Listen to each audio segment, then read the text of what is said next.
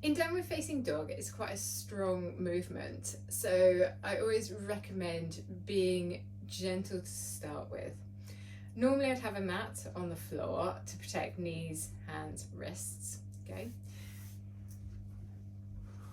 I come down and I start with either my index fingers facing forwards or my middle fingers facing forwards. It doesn't really matter which one.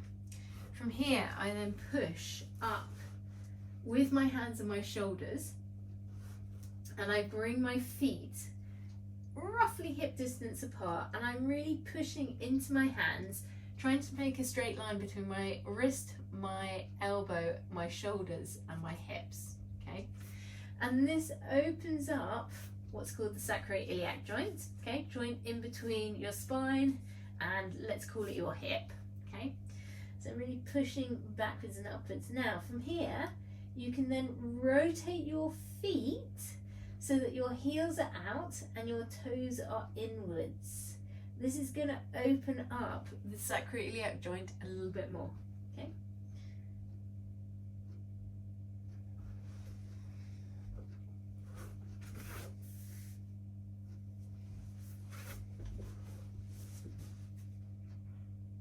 We can use a downward facing dog to really open up the back of the pelvis and their sacrum, which is almost like the keystone of the body.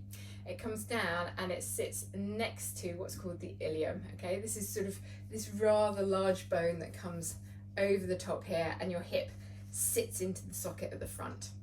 So we're going to open this joint and move it to the side slightly. To do this, we're going to use downward facing dog. Your hands come down onto the ground. Ideally, you'd have a mat underneath you. You're going to lift your hips upwards. Now, from here, I'm trying to create a straight line between my wrist, my elbow, my shoulder, and my hips.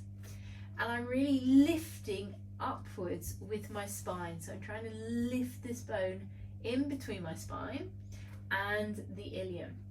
Now, from here, what I'm going to do is I'm going to lift through the inside of my feet all the way up the inside of my thighs, okay? And then I'm going to let everything relax, and then I'm going to do the same again, lift through the inside of my thighs, inside of my feet, and then relax. Give that a go.